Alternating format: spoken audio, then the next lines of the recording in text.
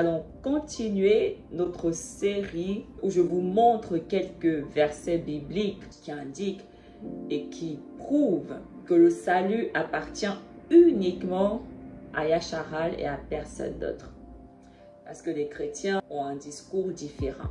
Cette fois-ci, on va se plonger dans le Nouveau Testament, la Nouvelle Alliance. Si vous n'avez pas encore vu les vidéos où je montre que le salut appartient uniquement à Yasharal dans l'Ancien Testament, je vous invite vraiment à aller les regarder. Et aussi, je vous invite et je vous encourage à lire constamment, non-stop, la Torah, le Tanakh. S'il y a bien un livre que vous devez lire plus que tous les livres et essayer de comprendre plus que tout, c'est la parole de Yahuwah, les Écritures, le Tanakh. On va voir maintenant dans le livre de Matthieu, connu sous le nom hellénisé de Matthieu, le chapitre 1, le verset 18 à 21. Et la naissance de Yahushua Mashiach fut ainsi. Tandis que la mère de Yahushua Mashiach était fiancée à Youssaf, avant qu'ils ne soient unis, elle fut enceinte de Ruach HaKadash. Alors Youssaf, étant droit, mais ne voulant pas la livrer à la mort, voulut plutôt aller divorcer d'elle en secret. Et tandis qu'il planifiait cela, le messager de Yahuwah apparut à Youssaf dans un rêve et dit: Youssaf, fils de Daoud, ne crains pas de prendre Myriam, ta femme, parce qu'elle a conçu. Car ce qu'elle a conçu par Ruach HaKadash. Et elle donnera naissance à un fils. Son nom doit être appelé Yahusha, car il sauvera son peuple de ses iniquités. Rien que là déjà, on ne peut pas faire plus clair que ça. Il est très précisément écrit que Yahusha sauvera son peuple. Qui est son peuple? Yasharal. Il n'est pas écrit que Yahusha sauvera le monde entier, qui veut, qui ne veut pas. Il sauvera son peuple de ses iniquités. C'est écrit. Avant même qu'il ne naisse, on nous dit déjà pourquoi il vient. Quelle est sa mission? Le Père l'a envoyé afin qu'il sauve son peuple de ses iniquités. Voilà pourquoi il a été mis au monde. On ne peut pas faire plus précis et plus clair que ça. Venir essayer de trouver d'autres explications qui ne sont pas bibliques, mais une corruption de l'homme, ce n'est pas possible. Chapitre 2, le verset 1 à 2. Quand Yahusha fut né à Bethléem, dans la terre de Yahuda, au jour du roi Hérode, voici, des rois de l'Est vinrent à Yarushalam, disant: Où est le roi des Yahudim qui est né? Car nous avons vu son étoile à l'Est. Alors nous sommes venus avec des présents pour nous prosterner devant lui. Où est le roi des Yahudim? Il est où ce roi qui doit venir sauver son peuple? Un peu plus bas, le même chapitre, le verset 5 à 6. Alors, ils lui répondirent: Dans Bethléem, Yahuda, car il est écrit selon le prophète: Et toi, Bethléem Ephrata, voici tu es petite parmi les milliers de Yahuda. Pourtant, de toi, il en sortira un pour moi, pour être chef en Yasharal. Il en sortira un pour moi, pour être chef en Yasharal. Il est le chef, le roi de Yasharal. C'est pas comme les chrétiens disent: Jésus, bon, leur Jésus, c'est leur Jésus. Il faut comprendre que le Jésus que les chrétiens vous vendent là, qui est le roi de qui veut pas, ce n'est pas le Mashiach dont la Bible parle. Ce n'est pas la même personne. À un moment donné, il faut commencer à le voir et à l'accepter. Le Jésus des chrétiens qui est leur roi, le roi des païens, qui sauve tout le monde, qui sauve tous les païens, ce n'est pas le Mashiach de la Bible qui a été envoyé par le Créateur, le Père, pour être le chef de Yasharal et pour sauver Yasharal de ses péchés. Ce n'est pas la même personne. Dès le moment où tu n'es pas en accord avec ce que je dis, parce que c'est ce que la Bible dit, ça signifie que tu sers un Messie, un Dieu étranger. C'est aussi simple que ça. Et c'est exactement le cas des chrétiens. Ils servent un Dieu étranger. Leur Dieu là qu'ils servent, qui est à la fois leur Messie, leur Sauveur, leur Dieu là, leur Jésus-Christ de Nazareth là, ce n'est pas Yahuwah. Et il est très important que vous le compreniez. Lorsque vous servez Jésus, vous servez un Dieu étranger. Il est venu en son propre nom. Il n'est pas venu au nom de Yahuwah. Parce que s'il était venu au nom de Yahuwah, dans son nom, on trouverait le nom du Père. Mais on ne trouve pas le nom du Père dans Jésus. Donc il est venu en son propre nom. Non au nom du Père. Le Mashiach de la Bible là est venu au nom du Père. Il a le nom du Père en lui. Hein, pourquoi il s'appelle Yahusha? Parce que le Père s'appelle Yahuwah. Jésus, Yahuwah, le jour et la nuit. Il n'y a même pas de similitude là-dedans. Et c'est exactement ce que le Mashiach dit. Je suis venu au nom de mon Père, vous ne m'acceptez pas. Mais si un autre vient en son propre nom, vous l'accepterez. Et c'est exactement le cas des chrétiens. Ils ont accepté Jésus qui est venu en son propre nom et ils sont 3 milliards à l'adorer. Lorsque le Mashiach est venu, il a été haï et détesté et rejeté. Et il le dit, si le monde vous déteste, sachez qu'il m'a haï en premier. Comment il peut passer à avoir le monde qui le hait à 3 milliards de personnes qui l'adorent d'un coup? Ça ne matche pas avec la parole. C'est parce que ce n'est pas la même personne. Et on le voit très bien. Parce que le Mashiach est venu pour sauver son peuple, Yasharal, et personne d'autre. Matthieu 4. Quand Yahusha apprit que Yakanan avait été saisi, il tourna sa face vers la Galilée et quitta Nazareth, sa ville, et séjourna dans la ville de Capharnaüm, au bord de la mer des districts de Zabulon et de Naphtali, afin que la prophétie de Yashayahu le prophète soit accomplie, disant, la terre de Zabulon et Naphtali est de nouveau restaurée, le chemin de la mer de la vallée de Yardan, de Galilée. Et si nous lisons ces versets dans une version traduite grecque de Louis II, il quitta Nazareth et vint demeurer à Capernaum, situé près de la mer, dans le territoire de Zabulon et de Nephtali, afin que s'accomplisse ce qui avait été annoncé par Ésaïe le prophète. Le peuple de Zabulon et de Nephtali, de la contrée voisine de la mer, du pays au-delà du Jourdain et de la Galilée des gentils. On voit que ça n'a strictement rien à voir avec le texte original. Peuple de Zabulon et de Naphtali, de la contrée voisine de la mer, du pays au-delà du Jourdain et de la Galilée des gentils. Ok, quel est le rapport? À quoi ça nous sert? Quelle est l'information importante qu'on doit retenir là-dedans? Parce que apparemment c'est une prophétie, mais le texte original dit que la terre de Zabulon et de Naphtali est de nouveau restaurée. Voilà la prophétie qui s'est accomplie. Parce que Yahusha est passé par là. Donc il a restauré des tribus de Yasharal. Si on continue, toujours le chapitre 4. Le peuple qui demeure dans le chemin des ténèbres épaisses a vu une lumière et une lampe brillante est apparue à ceux qui demeurent dans l'ombre de la mort. Et à partir de là, et par la suite, Yahusha commença à prêcher et à dire, faites repentance, car le royaume des cieux est proche.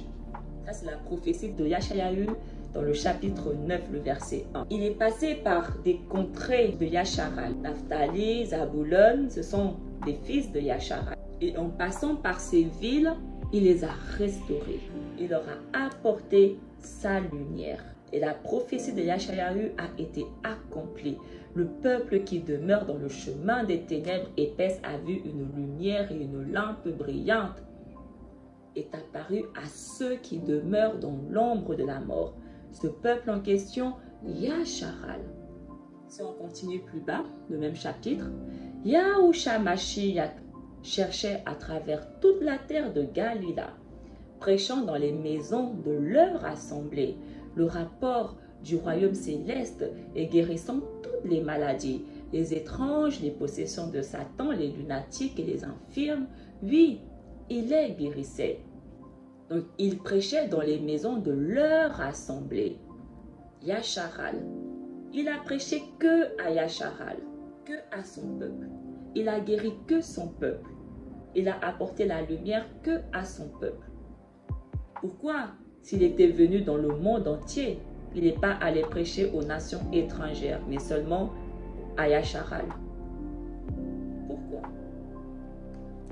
Parce qu'il n'est pas venu pour tout le monde, mais uniquement pour Yasharal. Il est venu accomplir la mission dont le Père lui a attribuée. Matthieu 5, versets 13 à 14, dans la version traduite de Louis II. Vous êtes le sel de la terre. Donc là, c'est Yahushua qui dit à ses Talmudim. Vous êtes le sel de la terre. Mais si le sel perd sa valeur, à quoi la lui rendra-t-on? Il ne sert plus qu'à être jeté dehors et foulé aux pieds par les hommes. Vous êtes la lumière du monde. Une ville située sur une montagne ne peut être cachée. Et si nous allons lire dans le texte original, et il arriva de plus que Yahushua Mashiach dise à ses Talmudim, vous êtes l'instruction du monde.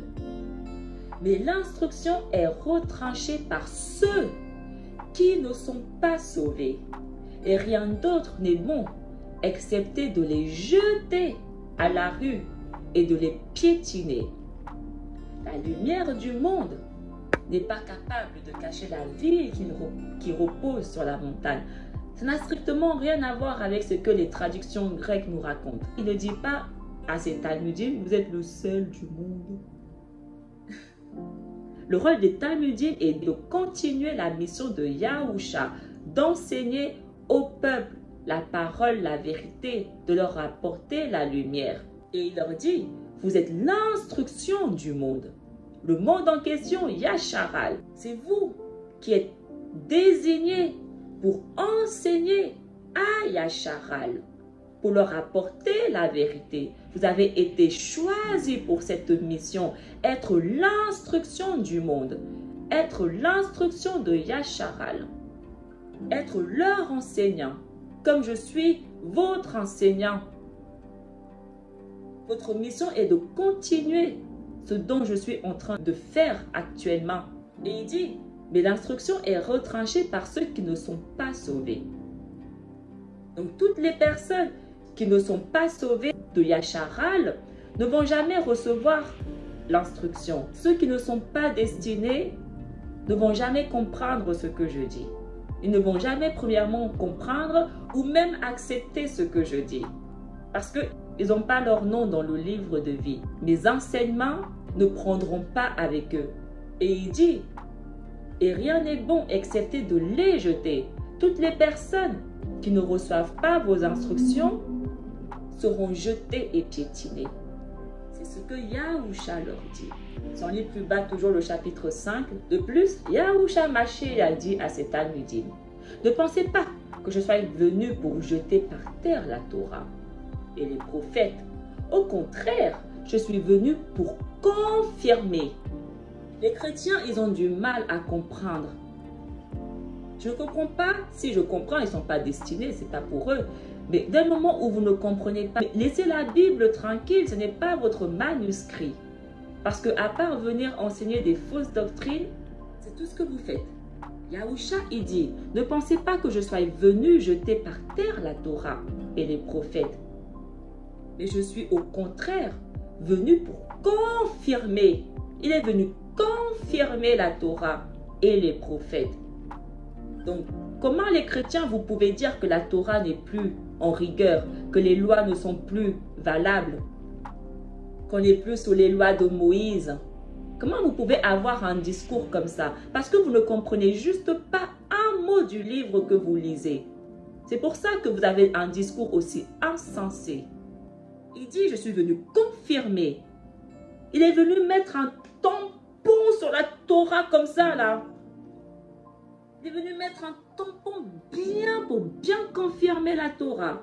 Donc, dès le moment où il confirme la Torah, pourquoi vous voulez mettre la Torah à la poubelle? Pourquoi vous venez dire que Jésus est venu abolir les lois, on n'est plus sous les lois parce que Jésus maintenant... Ça, c'est votre Jésus, les gars. Ce n'est pas le même qu'on parle ici. Dès le moment où il confirme la Torah, nous avons intérêt à lire la Torah. Je vous dis en vérité que pas un mot ne sera diminué de la Torah qui ne serait pas réalisé jusqu'à la fin du monde. Pas un mot ne sera diminué de la Torah. Est-ce que vous comprenez ce qui est écrit là-dedans, les chrétiens? Pas un seul mot ne sera diminué. Parce que tout va se réaliser. Et quiconque transgresse l'un de ses plus petits commandements ou enseigne de les casser, il sera petit dans le royaume des cieux. Au contraire, quiconque l'enseigne et l'exécute, grand il sera dans le royaume des cieux. Et les chrétiens ne font que ça. Transgresser les commandements, casser les commandements et enseigner aux autres qu'on n'est plus sous les lois. Il faut être sourd comme pas possible pour avoir ce genre de discours que les chrétiens tiennent. Vraiment, chapitre 7, le verset 6. Yahushua Mashiach dit à ses Talmudim, vous ne devez pas parler des écrits mis à part devant les animaux qui refusent et ne pas apporter les paroles précieuses devant les porcs afin qu'ils ne les piétinent pas et ne les déchirent pas. Il dit, n'apportez pas les écrits, la parole précieuse de mon Père Yahuwah aux animaux qui refusent, donc aux Israéliens qui ne veulent pas, mais aussi aux porcs. Les porcs, ce sont des impurs, des animaux impurs, des non-israélites, des païens, des étrangers. Et il dit, n'allez pas apporter la parole précieuse aux étrangers, aux non-israélites. Il le dit parce qu'il est venu uniquement pour son peuple, Yasharal. Il n'est pas venu pour des non-israélites. Les non-israélites ne sont pas destinés à la vie éternelle. Si le Mashiach était réellement venu pour sauver qui veut, pourquoi il nous demande de ne pas aller prêcher la parole précieuse de son Père aux non-israélites? Pourquoi il nous demande ça? S'il est venu sauver toute l'humanité qui veut. Pourquoi? Ça n'a aucun sens.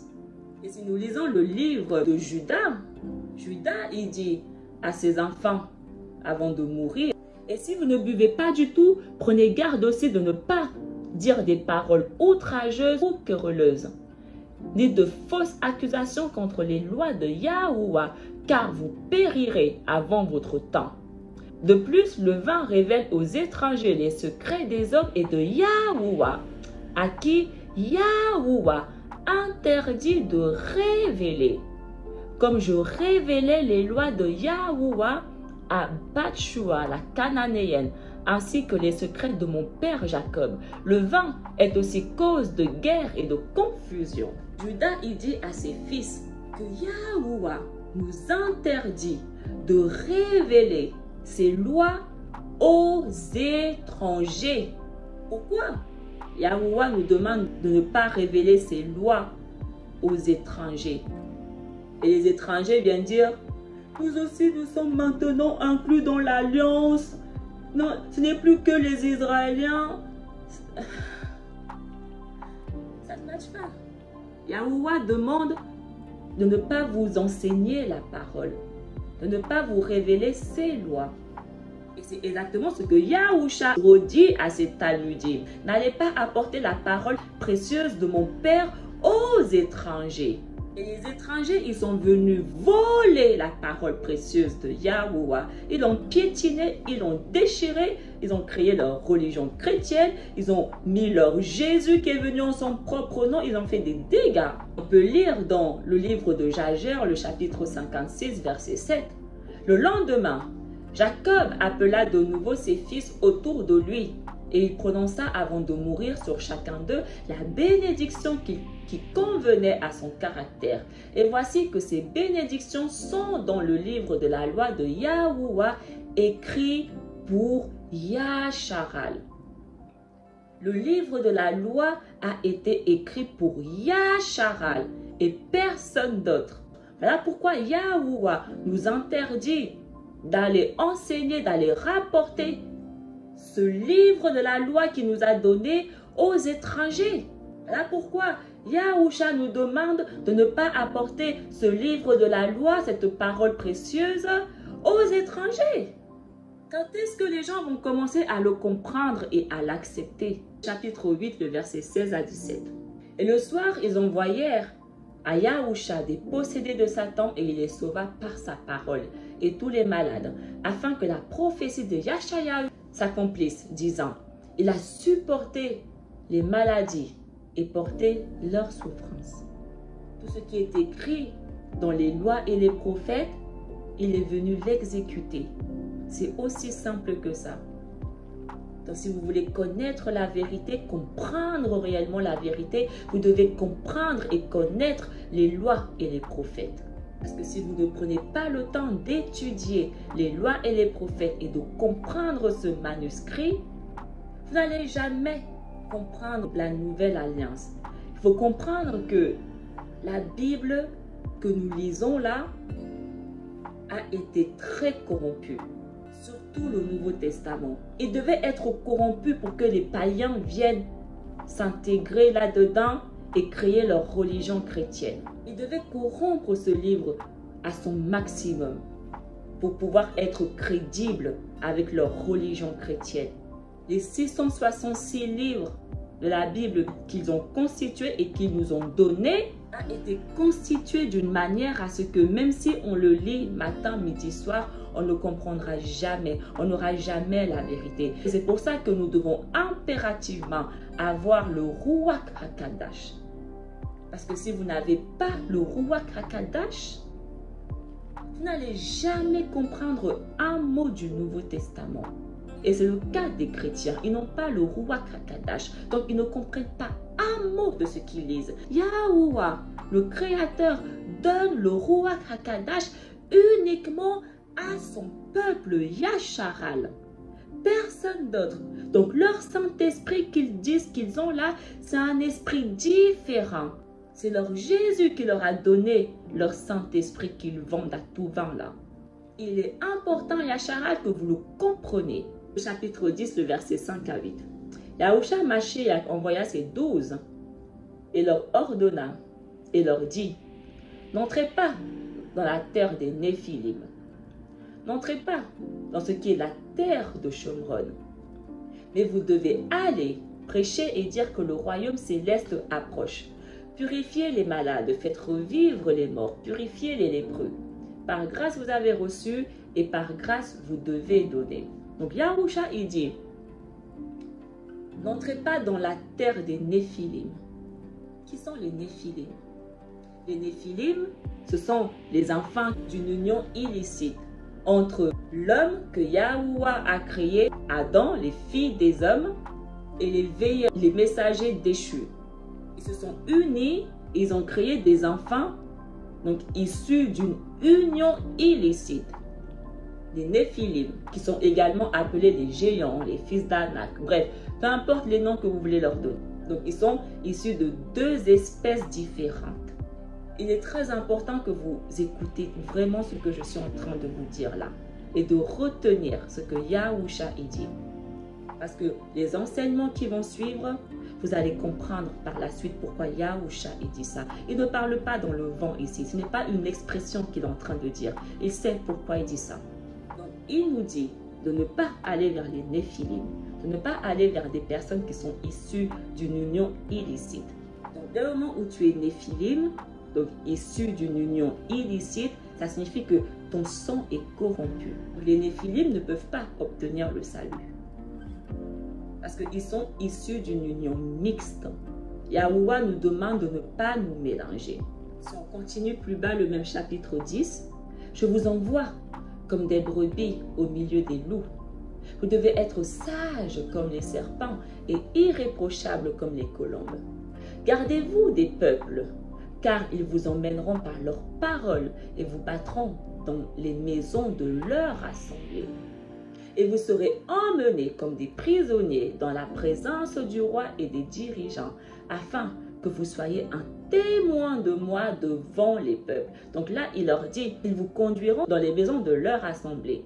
Donc on voit que ceux qui vont les conduire et les battre, ce sont leur propre peuple.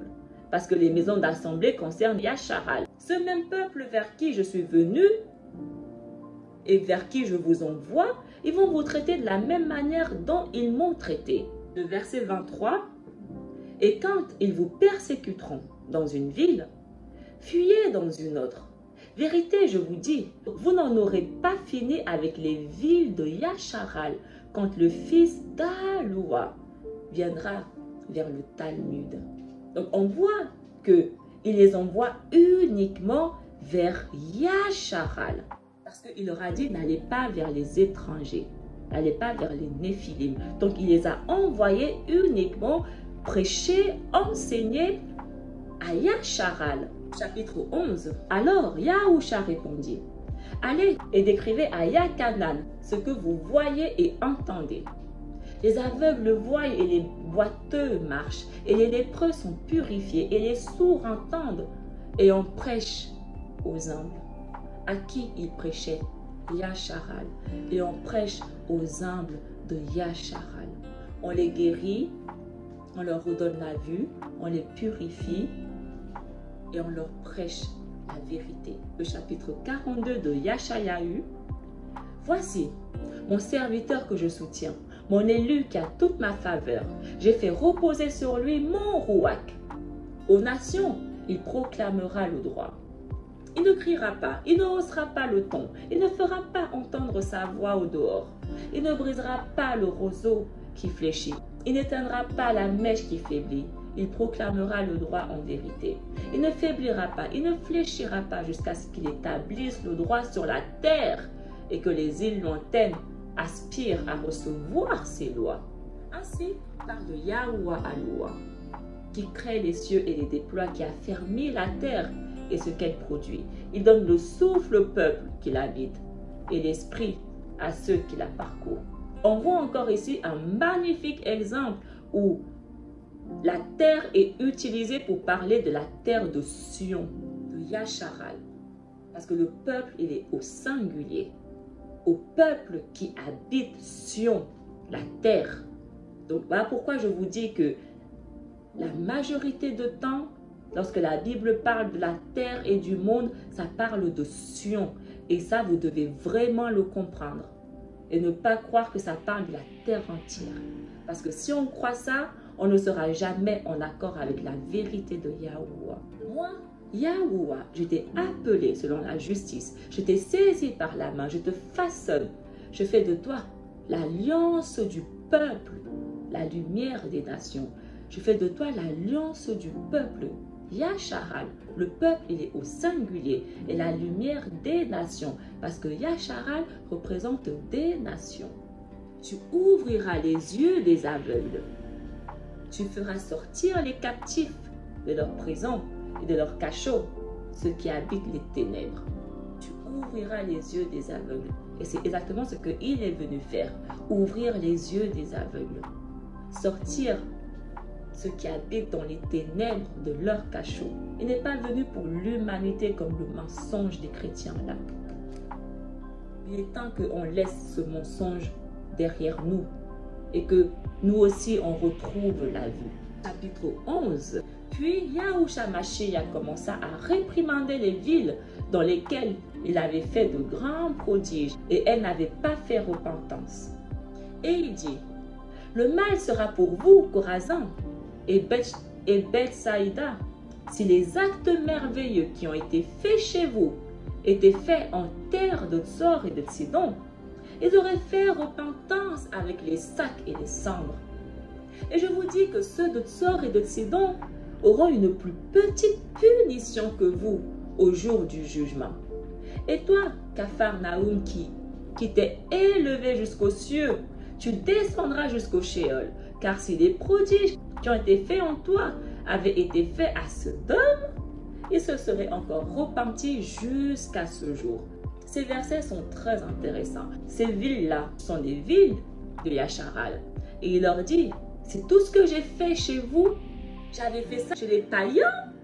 Ils se seraient repentis. Donc là encore, Yahusha, il nous dit clairement qu'il n'a fait aucun prodige chez les païens. Yahuwah vous envoie la grâce, vous envoie la lumière, qu'il n'a pas envoyé chez les étrangers. Mais vous refusez cette lumière, cette grâce qui vous est due, votre jugement sera plus sévère que ceux qui n'ont pas eu cette grâce. Chapitre 12. Quand Yahusha sut cela, il s'éloigna d'eux et de nombreux peuples le suivirent. Et il les guérit tous. Et il ordonna qu'ils ne le publient pas, afin que ce qui avait été dit par Yashayahu le prophète soit accompli en disant, voyez mon fils que j'ai choisi, et mon bien-aimé qui est infiniment agréable à mon nefesh. Je placerai sur lui mon rouak, et je ferai connaître la droiture parmi les peuples. Il ne discutera ni ne criera, ni aucun homme n'entendra sa voix dans la rue. Un roseau écrasé, il ne brisera pas. Le bois fumant, il n'éteindra pas, jusqu'à ce qu'il sorte pour le jugement puissant. Et en son nom, les îles espéreront. Chapitre 15. Alors il leur répondit et dit, toute plante que mon père n'a pas plantée sera déracinée. Toute plante que mon père Yahuwah n'a pas plantée sera déracinée. Voilà pourquoi Yahuwah a donné les lois uniquement à la plante qu'il a plantée. Yasharal. Plus bas du même chapitre 15, le verset 22 à 24. Et voici, il vint une femme cananite qui venait de ces régions. Elle marchait derrière Yahusha en criant et disant, « Aie pitié de moi sans crainte, fils de Daoud, à Satan trouble ma fille. » Mais il ne lui répondit pas un mot. Puis les Talmudim vinrent et le supplièrent s'il ne pouvait pas la laisser partir, car elle pleure après nous. Mais il répondit, « Je ne suis pas envoyé, excepté pour les brebis qui sont perdues.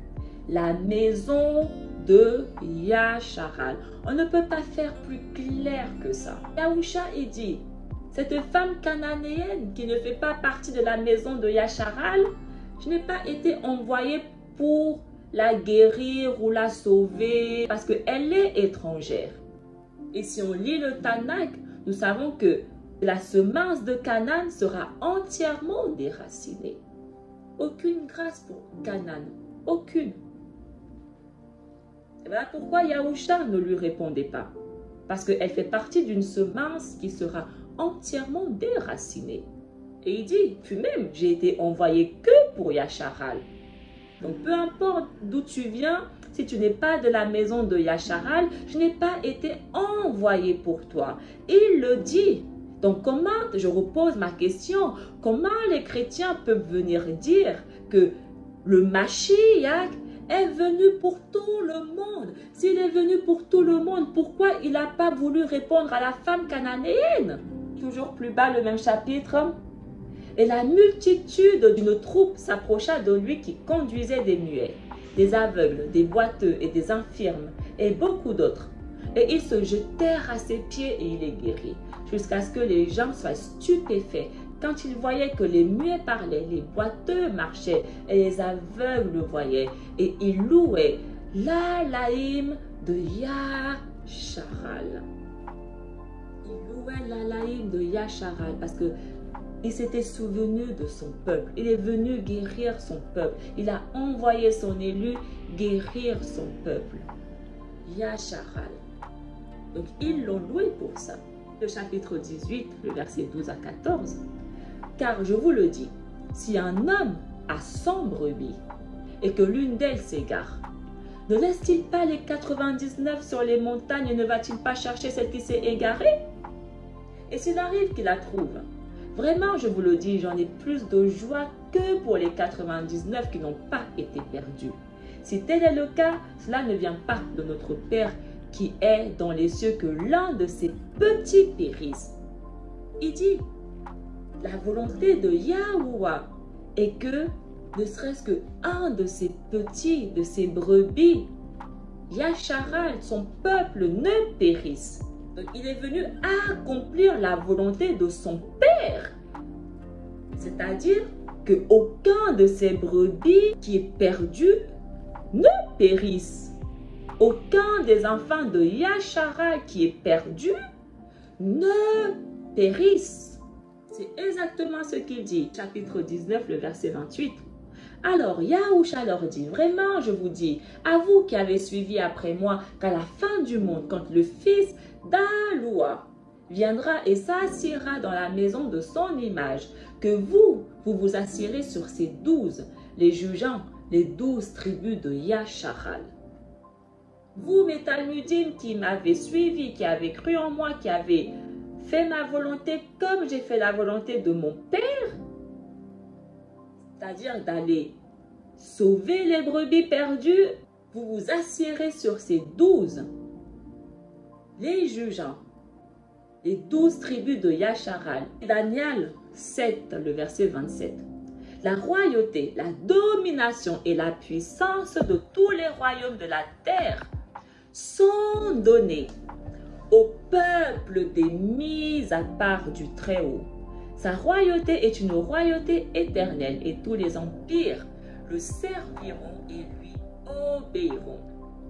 Donc là, on voit Daniel qui a eu sa prophétie et il dit que la domination, la puissance et la royauté sera donnée au peuple des mis à part. Qui est le peuple des mis à part? Yasharal, les mis à part, ceux qui ont suivi Yahusha. C'est à eux la royauté. Et c'est pour ça que Yahusha leur dit, vous serez assis sur des trônes, jugeant les 12 tribus de Yasharal. Vous aurez du pouvoir, de la puissance, de la domination, parce que vous avez fait ma volonté. Donc la volonté de Yahuwah, du Père. Parce que nous faisons tous la volonté du Père, Yahusha y compris. Si on lit Matthieu 20, le verset 18 à 19. Voyez, nous montons à Yarushalam et le fils d'Aloua sera livré entre les mains des chefs, des sacrificateurs et des sages de la loi. Et ils le condamneront à mort. Et ils le livreront au Néphilim pour faire de lui une moquerie et pour le battre et pour le lever avec la chaîne et trame. Mais il se relèvera vivant le 3e jour. Donc Yahusha, il dit que mon peuple me livrera au Néphilim. Vous savez les mêmes Néphilim que je vous ai dit de ne pas aller vers eux là. Mon peuple me livrera entre leurs mains. Et qui sont ces personnes à qui il a été livré par son peuple? Rome. Yahusha appelle les Romains, l'Empire romain, les Néphilim. Les mêmes Romains qui sont venus voler le manuscrit des Hébreux, qui l'ont trafiqué, qui l'ont corrompu, qui sont venus insérer leurs coutumes païennes. Ces mêmes Néphilim qui sont venus créer leur religion chrétienne. Que maintenant presque 3 milliards d'habitants servent. Je pose ma question. Comment, lorsque Yahusha nous dit clairement que les Romains, ce sont des Néphilim, donc ils n'ont pas la vie éternelle, ils vont tous périr. Ces mêmes personnes viennent créer leur religion chrétienne avec leur Jésus. Comment vous pouvez croire que leur Jésus, leur Dieu, leur religion est la vérité dont la Bible parle? Comment quelqu'un de sensé qui réfléchit, lorsqu'il lit ça, il comprend ça, peut venir après se dire que le christianisme est la vérité? Comment? Sincèrement, comment? Hein, pourquoi tous les chrétiens vont périr? Parce qu'ils servent le Satan en personne. Jésus-Christ, c'est l'image de la bête. C'est le roi des Néphilim. C'est le Dieu des Néphilim. Yasharal, nous périssons parce que nous manquons de la connaissance. On ne cherche pas la vérité. On se contente d'écouter des païens. On ne cherche pas en profondeur le Père. Voilà pourquoi on ne le trouve pas. Chapitre 20, le verset 25 à 28. Mais Yahusha les appela et dit, vous savez bien que les chefs du monde règnent sur les grands peuples avec plus de puissance. Il n'en sera pas ainsi parmi vous. Oui, quiconque veut être le chef sera votre serviteur. Et celui d'entre vous qui veut être le premier sera votre assistant. Tout comme le fils d'Aloua n'est pas venu pour être servi, mais afin de servir et afin de donner son nefesh, afin de racheter beaucoup. Donc Yahusha, il dit que je suis venu, j'ai donné mon âme, mon esprit, mon corps, afin de racheter. On parle d'un rachat. Il ne dit pas afin d'acheter, racheter. Il est important de comprendre les mots et de ne pas les prendre à la légère comme ça. On parle d'un rachat. Il est venu racheter beaucoup. On rachète quelque chose qu'on avait déjà et que nous avons perdu. On comprend que les personnes dont il est venu racheter sont des personnes qui étaient déjà là avant et qui ont juste été égarées, perdues. Les brebis perdues. Yasharal. Il est venu racheter Yasharal. Et si nous lisons Yashayahu 52, le verset 9. Éclatez en cris de joie, vous, ruines de Yarushalam, car Yahuwah console son peuple. Il rachète Yarushalam. Yahuwah console son peuple. Qui est son peuple? Yasharal. Il rachète. Yahuwah rachète son peuple. Et c'est exactement ce que Yahusha leur dit. Je suis venu pour racheter beaucoup. Je suis venu pour racheter le peuple de Yahuwah. Parce que Yahuwah rachète son peuple. À ce stade, ceux qui continuent, ceux qui sont dans le christianisme, dans ce mensonge, qui continuent à croire que c'est la vérité, malgré que ils entendent mes vidéos, mais ils sont toujours persuadés que c'est leur religion qui est la vérité. Oh boy, à ce stade, c'est que le sang qui coule dans votre veine n'est pas israélite. Ou peut-être vous êtes israélite, mais vous faites partie de ceux qui n'ont pas leur nom écrit dans le livre de vie. On ne peut pas discuter 10 000 ans dessus. Matthieu 21. Et quand ils furent près de Yarushalam et étaient venus par Beit Pagai, au mont des Oliviers, il envoya 2 de ses tanudim en disant, allez dans cette ville qui est devant vous et aussitôt vous trouverez une ânesse liée et un ânon avec elle. Détachez-la et amenez-la moi. Et si un homme vous dit quelque chose, dites que Hadon en a besoin pour son œuvre et aussitôt il la laissera partir. Et tout cela était pour accomplir la prophétie du prophète disant, dis aux descendants de Yasharal, voici ton roi vient, humble, assis sur une ânesse, même un jeune âne, son ânon. Dites aux descendants de Yasharal, voici ton roi vient. On ne parle pas de tout le monde ici. On parle de Yasharal. Personne d'autre est inclus là-dedans. Ça parle que de Yasharal. Et si on lit la traduction Louis II de ce même verset 21, or, ceci arriva afin que s'accomplisse ce qui avait été annoncé par le prophète. Dites à la fille de Sion, voici ton roi vient à toi, plein de douceur et monté sur un âne, sur un ânon, le petit d'une ânesse. C'est marrant pourquoi ils ont traduit dites à la fille de Sion. Parce que le texte original est écrit dites aux descendants de Yasharal. Voici Yasharal, voici votre roi qui arrive. Bon, la fille de Sion, on comprend aussi, mais bon, ça peut être compris bizarrement, la fille de Sion. C'est un peu tordu, je trouve, comme traduction. On ne veut pas vraiment que vous compreniez, pas totalement. Matthieu 21, le verset 9. Et la troupe de gens qui marchaient avec lui criait, disant, Hoshi, Keinu, fils de Daoud, béni est celui qui est sur le point de venir au nom de notre Adon, notre Sauveur. Loué es-tu dans les cieux. Béni celui qui est sur le point de venir au nom de notre Adon, notre Sauveur, Yahuwah. Yahuwah est notre Sauveur. Il est très important que vous compreniez ça. Le Père est notre Sauveur. Et il a envoyé son élu en son nom. Là encore, on comprend que le Mashiach qui est venu au nom du Père ne peut pas être le Père. Pourquoi il viendrait au nom du Père s'il était le Père? Ça n'a aucun sens. Et pourtant, le Messie des chrétiens, il est venu en son propre nom parce qu'il dit qu'il est lui-même le Père. Matthieu 21, toujours plus bas, le verset 42-43. Yahusha leur dit, et vous n'avez-vous jamais lu l'écriture qui dit, la pierre que les bâtisseurs du mur ont rejetée sera placée dans le coin. C'est un ouvrage d'Aloua à vos yeux? Assurément, à cause de cela, je vous dis que le royaume de Yahuwah vous sera enlevé et donné à des nations qui feront ses œuvres.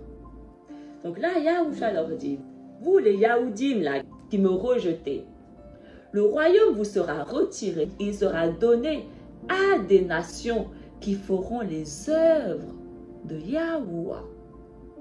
Qui sont ces nations? Les brebis perdues de Yasharal. Si nous lisons la traduction Lusécande, Yahusha leur dit, n'avez-vous jamais lu dans les Écritures, la pierre qu'ont rejetée ceux qui bâtissaient est devenue la principale de l'angle? C'est de Yahuwah que cela est venu, et c'est un prodige à nos yeux. C'est pourquoi je vous le dis, le royaume de Yahuwah vous sera enlevé et sera donné à une nation qui en rendra les fruits. Là, c'est écrit, il sera donné à une nation. Mais ce n'est pas ce que Yahusha dit, il ne dit pas une nation. Parce que, quelle est cette nation? Parce que c'est une nation singulière, ok. Quelle est cette nation? Yahusha ne parle pas d'une nation, il parle des nations. Il sera donné à des nations. C'est pour ça qu'il dit à ses Talmudim, allez vers les nations. Mais les traductions, Rome essaie de semer une confusion comme pas possible dans la lecture, la compréhension du lecteur. C'est volontaire. Et si on lit la version, la Bible du semeur, il est écrit, voilà pourquoi je vous déclare que le royaume de Yahuwah vous sera enlevé et sera donné à un peuple qui en produira des fruits. Un coup c'est un peuple, un coup c'est une nation. Mais la vérité c'est des nations. Il sera donné à des nations. Toujours plus bas du même chapitre, le verset 31 à 32. Et en ce qui concerne la résurrection des morts, n'avez-vous vous-même jamais lu ce que Aloua vous a dit? Je suis l'Alaïm d'Abraham, l'Alaïm de Yitzhak et l'Alaïm de Jacob. Il n'est pas la loi des morts, mais des vivants. Yahuwah n'est pas le Alaïm des morts, mais des vivants. Et les Néphilim, ce sont des morts. Donc Yahuwah n'est pas le Alaïm des Néphilim. En d'autres termes, Yahuwah n'est pas le Alaïm des Romains. Donc en d'autres termes, Yahuwah n'est pas le Alaïm des chrétiens. Voilà pourquoi leur Messie, leur Jésus, ce n'est pas le Mashiach de la Bible. Les chrétiens, ils ne servent pas Yahuwah. Ils servent des dieux étrangers. Matthieu 24, versets 21 à 22. Et puis, il y aura une détresse extrêmement grande qui ne s'est pas produite depuis le commencement du monde jusqu'à maintenant et jusqu'à la fin. Et si Yahuwah ne raccourcissait pas ce temps, aucun homme ne serait sauvé. Mais à cause des choisis de Yahuwah, il raccourcira ce temps. Il n'y aurait pas eu les 144 000.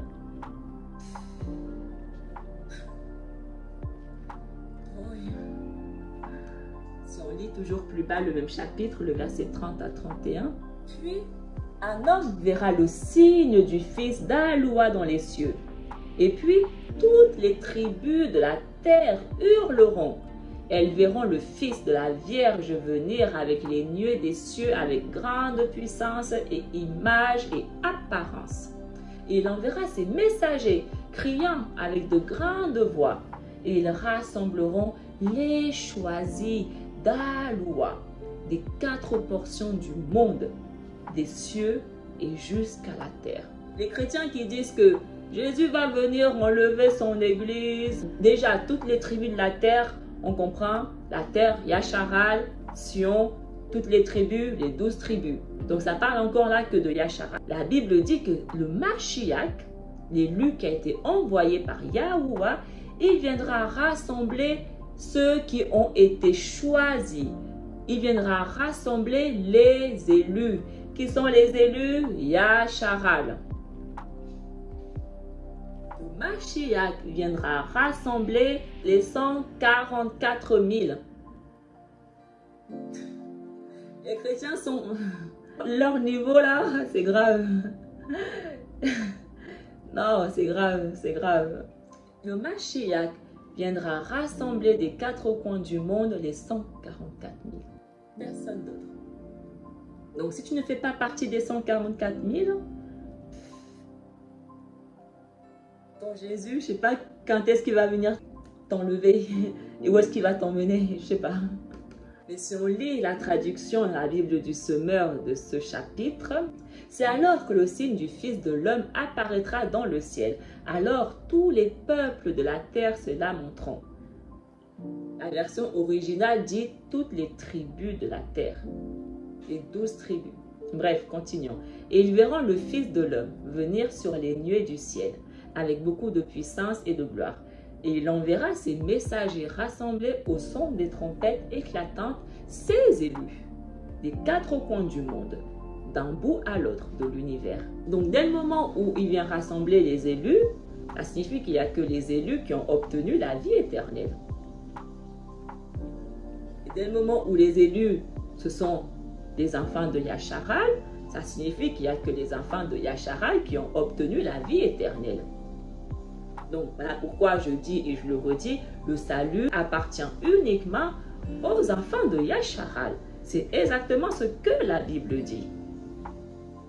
Si on lit le chapitre 26. Et ensuite, il prit la coupe et fit une prière d'action de grâce. Et la leur donna et dit, buvez ceci vous tous, car c'est le sang du nouveau qui sera versé pour expier vos iniquités. Et je vous dis fidèlement qu'à partir de maintenant et par la suite, je ne boirai plus de cette douceur de la vigne jusqu'au jour où je la boirai à nouveau avec vous dans le royaume de mon Père. Il parle à ses élus ici, à ses talmudim, à ses témoins, à ses 144 000. Et il dit, je ne boirai plus de cette coupe jusqu'à ce que je la reboive de nouveau avec vous, les élus. C'est avec vous que je vais reboire cette coupe dans le royaume de mon Père. Yasharal. Et le sang que je verse là, il est pour expier vos iniquités. Vos iniquités, Yasharal, les élus. Plus bas, le verset 31-32. Puis Yahusha dit à ses talmudim, vous serez tous offensés à cause de moi en cette nuit, car il est écrit, je frapperai le berger et le troupeau sera dispersé de la troupe. Mais quand je me relèverai vivant, je serai devant vous en Guélila. J'adore ces versets. Yahusha leur dit, lorsque je serai pris et mis à mort, ça sera votre chute. Ça sera votre chute. Parce que le berger sera frappé et le troupeau sera dispersé de la troupe. Le troupeau, Yasharal, ils seront dispersés. Et c'est exactement ce qui s'est passé 40 ans après sa mort. Yerushalayim a été frappé, a été pris d'assaut et ils ont été dispersés. C'est exactement ce qui s'est passé. Donc Yahusha leur dit ce qui va arriver. Il dit, mais quand je me relèverai vivant, malgré que vous serez dispersés, je serai quand même devant vous. Je serai serait toujours devant vous. Il marche toujours devant nous. C'est lui le chemin. C'est lui qui nous montre le chemin, qui nous guide, qui nous ramène au bercail. Il est notre berger. Donc, il sera toujours avec Yacharal, avec ceux qui ont été choisis, ceux qui ont été élus. Toujours.